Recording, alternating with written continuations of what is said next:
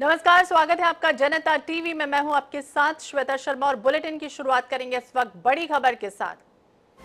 तो बड़ी खबर आपको बता दें, अखिलेश यादव वाराणसी और जौनपुर का दौरा करेंगे। पार्टी पदाधिकारियों और कार्यकर्ताओं से मुलाकात करेंगे। अखिलेश यादव 2024 की तैयारियों का फीडबैक लेंगे। राजभर से अलग होने के बाद ग्राउंड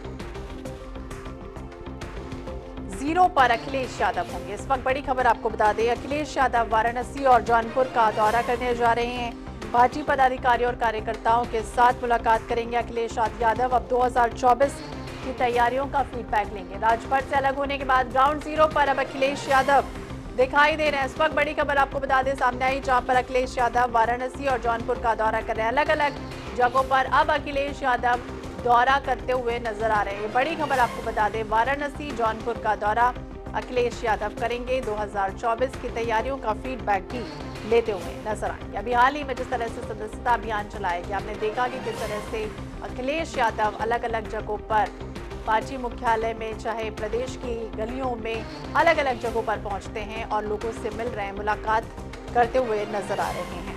उनकी समस्याओं का भी समाधान करते नजर आते हैं।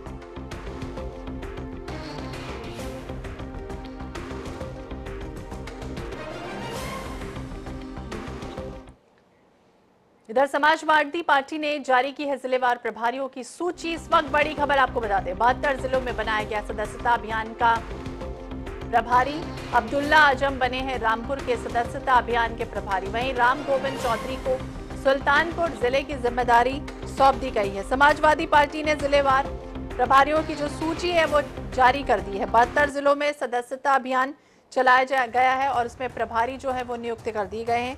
अब्दुल्ला आजम रामपुर के सदस्यता अभियान के प्रभारी नियुक्त किए गए हैं। वहीं राम गोविंद चौधरी को सुल्तानपुर जिले की जिम्मेदारी सौंपी गई। अलग अलग जगहों की जिम्मेदारी और कमान जो है वो अलग अलग प्रभारियों को सौंप दी गई है। समाजवादी पार्टी अब पूरी तरह से एक्शन मोड में आ चुकी है और लगातार रणनीति तैयार कर रही है। 2024 के लिहाज से देखें, फीडबैक तैयार किए गए, वहीं सूची भी जारी कर दी गई है। मिशन 2024 को लेकर समाजवादी पार्टी ने जिलेवार प्रभारियों की सूची जारी कर दी है।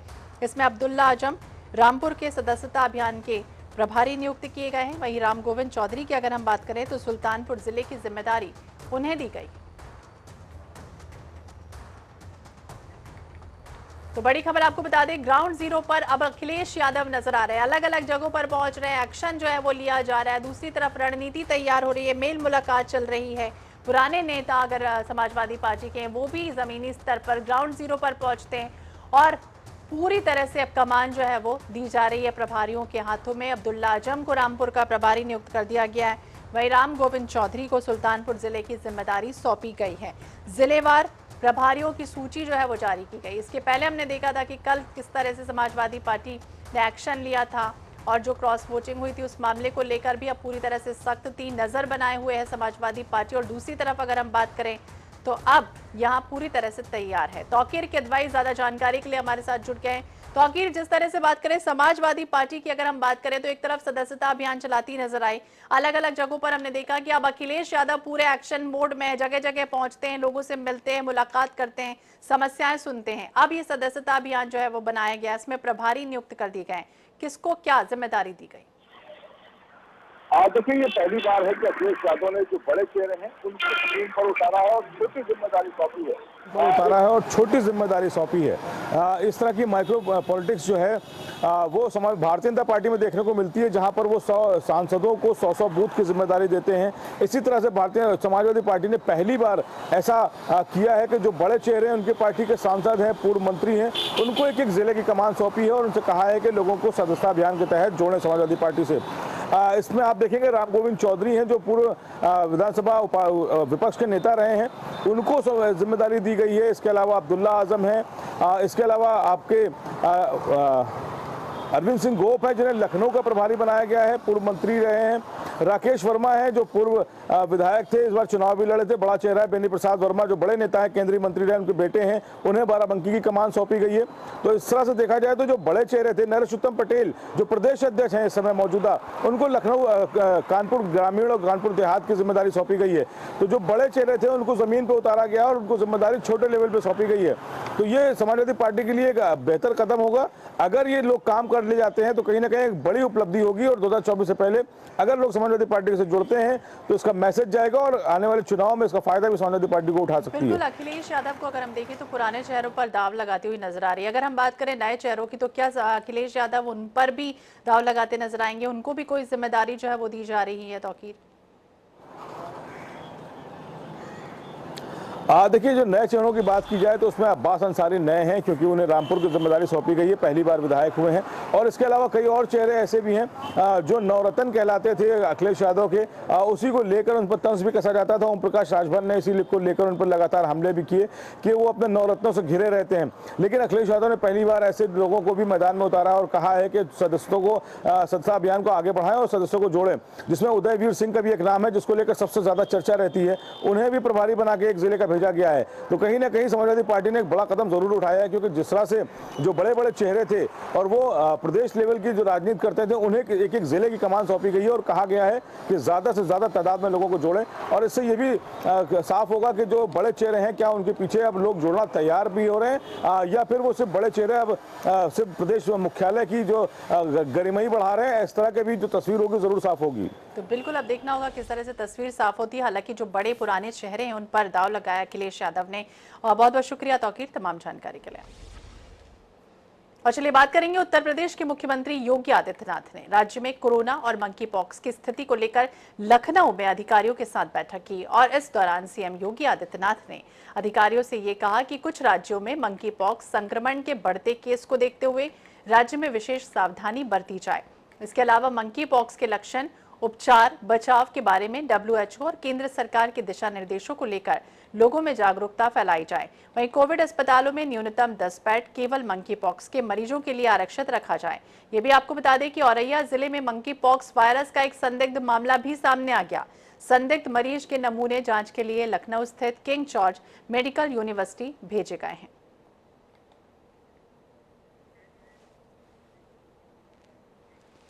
इधर यूपी सरकार में मंत्री स्वतंत्र देव सिंह ने यूपी बीजेपी के प्रदेश अध्यक्ष पद से इस्तीफा दे दिया। उन्होंने अपना इस्तीफा बीजेपी अध्यक्ष जेपी नड्डा को भेज दिया है। प्रदेश अध्यक्ष का उनका कार्यकाल जैसे 16 जुलाई को खत्म हुआ और अब इस बात को लेकर ये चर्चा है कि यूपी में बीजेपी का नया अध्यक्ष कौन होगा। अब ये माना जा रहा है कि इसकी घोषणा आने वाले 3 दिनों में कर दी जाएगी। कुछ नाम भी इस लिस्ट में आगे चल रहे हैं।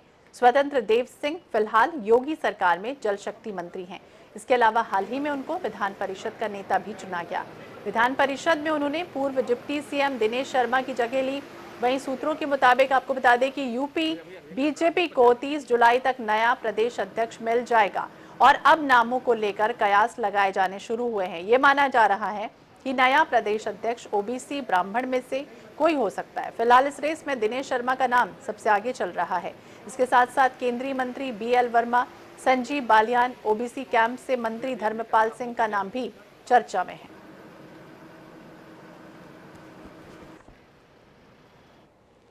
और इस बीच आजमगढ़ से बड़ी खबर आपको बता दें।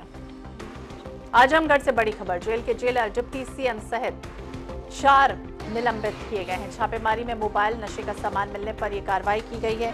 डीएम और एसपी ने छापेमारी कार्रवाई की। छापेमारी में 12 मोबाइल और गांजा बरामद हुआ है। बड़ी खबर आपको बता दें, छापेमारी में 12 मोबाइल और गांजा बरामद हुआ। जेल महानिदेशक आनंद कुमार ने कहा कि 26 जुलाई को आजमगढ़ के डीएम विशाल भारद्वाज और एसपी अनुराग आर्य की छापेमारी के दौरान जेल की बैरक से 12 मोबाइल फोन, चार्जर, कई आपत्तिजनक सामान बरामद किए गए हैं। एक अन्य वरिष्ठ अधिकारी ने यह भी बताया कि जब इन अधिकारियों से ये पूछा गया कि बैरक में प्रतिबंधित सामान कैसे पहुंचा तो वो कोई जवाब नहीं दे पाए। इधर उत्तर प्रदेश के स्वास्थ्य विभाग में सुधार के लिए शासन भरसक कोशिश कर रही है और इसके लिए समय समय पर स्वास्थ्य विभाग की जिम्मेदारी संभाल रहे डिप्टी सीएम अस्पतालों का निरीक्षण करते रहते हैं। लेकिन बस्ती जिले के सामुदायिक स्वास्थ्य केंद्र कप्तानगंज की एक तस्वीर सामने आई, जहां सूचना देने के बावजूद भी एम्बुलेंस नहीं पहुंची। दरअसल पूरा मामला आपको बता दें कि रमवापुर गांव के रहने वाले भूपति की पत्नी को प्रसव पीड़ा हुई। सामुदायिक स्वास्थ्य केंद्र ले जाने के लिए पति भूपति ने एम्बुलेंस को फोन किया, जिसमें यह कहा गया कि एम्बुलेंस खराब है और हरैया से 108 की एम्बुलेंस आपके पास भेजी जा रही है। लेकिन फोन करने के बाद एम्बुलेंस नहीं पहुंची। एम्बुलेंस का इंतजार करते समय घर की कुछ दूरी पर ही प्रसव पीड़ित महिला ने जमीन पर बच्चे को जन्म दे दिया, जिसके बाद जच्चा और बच्चा दोनों को एक ठेले पर अस्पताल ले जाया गया। फिलहाल जच्चा बच्चा दोनों सुरक्षित हैं, लेकिन दोनों को अगर कुछ हो जाता तो जिम्मेदार कौन होता। वहीं प्रभारी चिकित्सा अधिकारी डॉक्टर MK चौधरी ने कहा कि एम्बुलेंस का संचालक लखनऊ से होता है। परिजनों से ठेले पर लेकर सामुदायिक स्वास्थ्य केंद्र पहुंचे थे, जहां पर हमारे स्टाफ ने तत्परता दिखाई। तुरंत उसे अस्पताल में भर्ती किया गया, इलाज शुरू हुआ। इसकी जानकारी अपने उच्च अधिकारियों को दे दी है। रमापुर की निवासी थी जो है, उसको कल रात में करीब जो है 9:30 बजे प्रसव पीड़ा हुआ और उसने जो है 102 नंबर पे एम्बुलेंस पे कॉल किया। लेकिन 102 नंबर कॉल आईडी उसको मिल भी गया था, लेकिन बाद में पता चला कि वो गाड़ी खराब है, जिसकी वजह से उसको 108 नंबर गाड़ी पे ट्रांसफर किया गया। लेकिन वो गाड़ी जो है हरैया ब्लॉक पे मिली, जिसको आने में काफ़ी लेट हो गया। सब सुनने माना कि 1 घंटा करीब लेट हो गया और रास्ते में ही जो है प्रसव जो पीड़ित महिला थी उसको प्रसव हो गया और उसको जो है किसी तरह से वो लोग जो है उनके परिजन ठेले पे लाद के हमारे CSC कप्तानगंज में ले आए, जहाँ पे स्टाफ पहले से थोड़ा सा इसके बारे में पता था, तो मुस्तैद था और उसको तुरंत हैंडल किए और भर्ती कराया गया। यही कुछ का जो है बल्कि कार्ड भी क्लेम किया गया, काटा भी गया और फिलहाल जच्चा बच्चा दोनों स्वस्थ हैं। और इस बीच बड़ी खबर आपको बता दें, हरदोई से सामने आई है। पूर्व MLA विजय मिश्र के बेटे विष्णु की कोर्ट में पेशी। पुणे से अरेस्ट हुआ था 1 लाख का इनामी विष्णु मिश्रा। विष्णु मिश्रा पर सिंगर से सामूहिक दुष्कर्म का आरोप है। रिश्तेदारी की प्रॉपर्टी भी हड़पने का आरोप है। पूर्व विधायक विजय मिश्रा के दुष्कर्म के आरोपी बेटे विष्णु मिश्रा को वाराणसी STF बुधवार की रात करीब 9 बजे कड़ी सुरक्षा के बीच भदोही लेकर पुलिस पहुंची। यहाँ के गोपीगंज थाने में उसकी आमद कराई गई। बता दें, पुलिस ने उस पर 1 लाख रुपए का इनाम घोषित किया है। बृहस्पतिवार यानी कि आज उसे न्यायालय में पेश किया जाना है। उसे रविवार को STF वाराणसी की टीम ने पुणे के हड़पसर थाना क्षेत्र से गिरफ्तार किया। वहां से ट्रांजिट रिमांड लेकर टीम भदोहिया पहुंची है। प्रयागराज से विष्णु को लेकर STF के रवाना होते ही गोपीगंज थाने की सुरक्षा बढ़ा दी गई। आदर्श ज्यादा जानकारी के लिए हमारे साथ जुड़ गए। आदर्श, जिस तरह से बात करें, आज किस तरह की सुरक्षा बढ़ाई गई? विष्णु मिश्रा पर सिंगर से सामूहिक दुष्कर्म का आरोप है, क्या है पूरा मामला और आगे क्या कुछ जानकारी मिल रही है? अपडेट क्या है? जी बिल्कुल, आपको बता दें कि बीते 2 वर्षों से फरार चल रहे विष्णु मिश्रा पुत्र पूर्व विधायक बाहुबली विजय मिश्रा के खिलाफ गोपीगंज कोतवाली में रिश्तेदार की फर्म एवं भवन हड़पने और सामूहिक दुष्कर्म के मामले में केस दर्ज किया गया है। गोपीगंज के कौलापुर निवासी कृष्ण मोहन तिवारी की फर्म एवं भवन हड़पने के आरोप में अगस्त 2020 में पूर्व विधायक विजय मिश्रा और उनकी पत्नी पूर्व MLC रामलली मिश्रा के अलावा बेटे विष्णु मिश्रा के खिलाफ मुकदमा दर्ज कराया गया था। इसी को लेकर सितंबर 2020 में वार्षिक गायिका ने पूर्व विधायक के अलावा विष्णु मिश्रा और नाती विकास मिश्रा के खिलाफ गोपीगंज कोतवाली में सामूहिक दुष्कर्म के आरोप में केस दर्ज किया था। इसको लेकर STF की टीम ने पुणे से हड़पसर से गिरफ्तार किया है विष्णु मिश्रा यानी विधायक विजय मिश्रा के बेटे को, जिसको आज बृहस्पतिवार को न्यायालय में पेश किया जाना है। जी तो आज न्यायालय में पेश होना और तमाम जो सुरक्षा के इंतजाम है वो कर दिए गए। बहुत बहुत शुक्रिया तमाम जानकारी के लिए। तो विष्णु मिश्रा पर सिंगर से सामूहिक दुष्कर्म का आरोप लगा है और आज कोर्ट में पेशी होनी है। तमाम सुरक्षा के बीच ये पेशी होगी। रिश्तेदार की प्रॉपर्टी भी हड़पने का आरोप इस पर है। चित्रकूट में कल से शुरू हुआ बीजेपी का प्रशिक्षण शिविर। समय मंत्री स्वतंत्र देव सिंह शामिल होंगे। प्रदेश अध्यक्ष के तौर पर शामिल होंगे स्वतंत्र देव सिंह। इस वक्त बड़ी खबर आपको बता दें, मंत्री स्वतंत्र देव सिंह शामिल हो रहे हैं। प्रदेश अध्यक्ष के तौर पर स्वतंत्र देव सिंह शामिल होंगे। चित्रकूट में कल से शुरू हो रहा है बीजेपी का प्रशिक्षण शिविर और इसमें प्रदेश अध्यक्ष के तौर पर स्वतंत्र देव का नाम शामिल है और वो शामिल हो रहे हैं। तो चित्रकूट में कल से आपको बता दें कि प्रशिक्षण शिविर बीजेपी मनाने जा रही है। शिविर शुरू होने जा रहा है जिसमें मंत्री स्वतंत्र देव सिंह शामिल होंगे। और अलीगढ़ बंदरों के आतंक से परेशान है, यानी कॉलेज प्रशासन ने एक अजीबोगरीब रास्ता निकाला है। कॉलेज प्रशासन ने कैंपस में लंगूर के फोटो लगवा दिए और बंदरों को डराने के लिए एक लंगूर भी कैंपस में रखा है। इसके लिए बकायदा लंगूर को 9,000 रुपए प्रति महीना वेतन भी दिया जा रहा है। दरअसल ये पूरा मामला आपको बता दें कि गांधी पार्क थाना इलाके के धर्म समाज महाविद्यालय का है। ये कहा गया कि लंबे समय से कॉलेज कैंपस में बंदरों का झुंड पहुंच जाता है। ये बंदर छात्रों पर हमला भी करते हैं, साथ ही छात्रों को पढ़ाई करने में दिक्कत होती है। इन्हें कंट्रोल करना जब किसी के बस का नहीं रहा तो कॉलेज के प्रिंसिपल ने अब बंदरों को भगाने के लिए कैंपस में जगह जगह लंगूरों की तस्वीर लगा दी है और एक लंगूर को भी सैलरी पर रख लिया है और इसका फायदा भी दिख रहा है क्योंकि बंदरों ने अब आना बंद भी किया है। कॉलेज परिसर में बंदर बेसिकली जिस समय हमारे यहाँ शिक्षण कार्य होता है उस समय बंदर एक बड़ी संख्या में अगर कॉलेज में आते हैं तो निश्चित रूप से शिक्षकों का और विद्यार्थियों का ध्यान भटकता है। मतलब सुचारू रूप से अध्ययन अध्यापन करना ये उतना सुलभ नहीं हो पाता। संज्ञान में आया है कि अगर लंगूर का चित्र देखते हैं तो बंदर भागते हैं और इसलिए हमारा ये एक प्रयोग है। प्रयोग के तौर पर हम देखना चाहते हैं, अगर ये सफलता मिली तो होर्डिंग और संख्या थोड़ी और बढ़ा दी जाए। इधर समाजवादी पार्टी के अध्यक्ष अखिलेश यादव ने 2022 यूपी विधानसभा में चुनाव में जो गठबंधन का गुलदस्ता बनाया था वो अब बिखर गया। लेकिन सवाल ये है कि अखिलेश के साथ कोई गठबंधन टिकता क्यों नहीं है, क्योंकि अखिलेश यादव ने जब जब जिसके साथ गठबंधन किया उन सब से उनका रिश्ता चुनाव के कुछ दिन बाद ही टूट गया, क्योंकि भाजपा को छोड़कर अखिलेश हर दल के साथ यूपी में हाथ मिला चुके हैं। रिपोर्ट देखिए।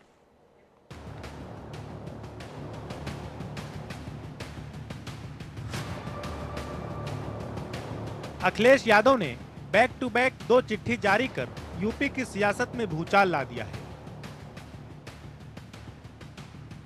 लेकिन बड़ा सवाल यह है कि अखिलेश यादव के साथ किसी का गठबंधन क्यों नहीं टिक पाता। अखिलेश ने 2017 में यूपी के विधानसभा चुनाव के वक्त कांग्रेस से हाथ मिलाया। तब यूपी में 2 लड़कों वाला नारा दिया था। लेकिन जैसे ही चुनाव के नतीजे आए कांग्रेस और सपा का गठबंधन टूट गया। उसके बाद अखिलेश यादव ने एक गठबंधन 2019 के लोकसभा चुनाव में किया था, जिसका ऐलान 15 जनवरी को मायावती के जन्मदिन पर हुआ था।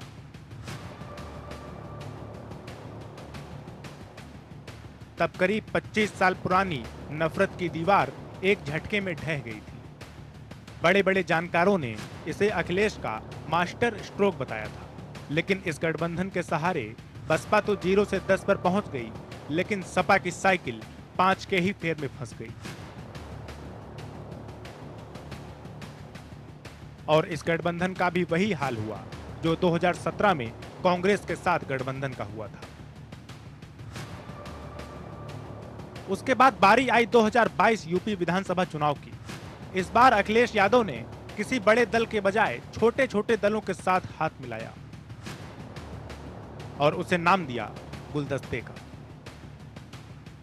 इस गठबंधन में सुभाषपा, महान दल, रालोद, जनवादी पार्टी और कृष्णा पटेल की अपना दल केमरावादी के साथ चाचा शिवपाल भी शामिल थे। लेकिन इस बार भी वही हुआ जो 2017 और 2019 में हुआ था।